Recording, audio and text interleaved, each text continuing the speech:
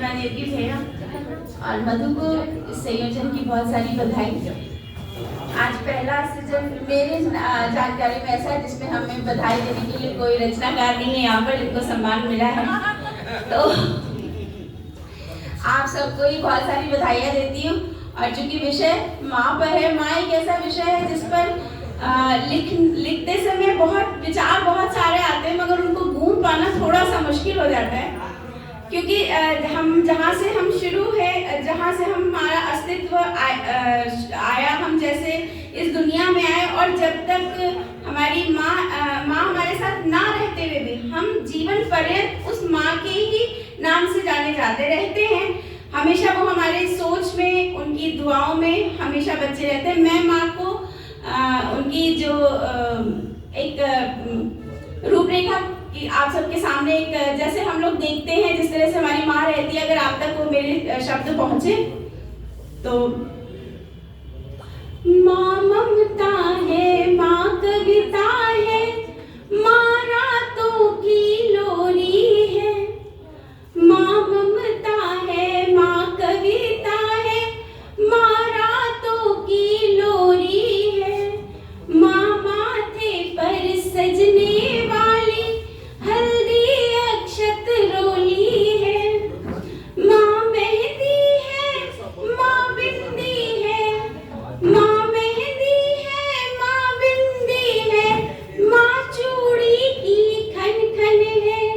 माँ बच्चों के कोमल मन का सुंदर निर्मल दर्पण है। माँ बच्चों के कोमल मन का सुंदर निर्मल दर्पण है। चिहुक रहे अपने बच्चे की, चिहुक रहे अपने बच्चे की, माँ प्यारी सी थपकी है। और थकन भरे दिवस में माँ मीठी सी झपकी है। और थकन भरे दिवस में माँ मीठी सी झपकी है। माँ गीता है, रामायण है, माँ गीता है, रामायण है, माँ कुरान की आयत है। माँ भगवत भजन आरती, माँ पूजा का अक्षत है।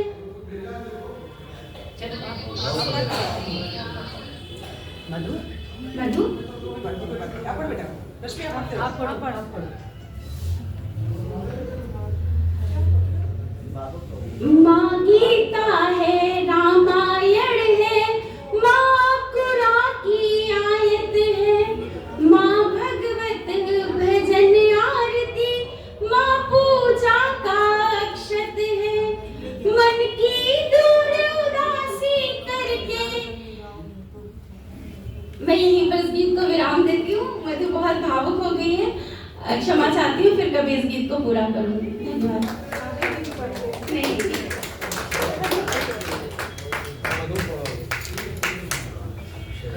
देखिए, अभी पंकज भैया ने एक बात बोली जिससे मैं पूरी तरह सहमत हूँ और आप सभी सहमत होंगे।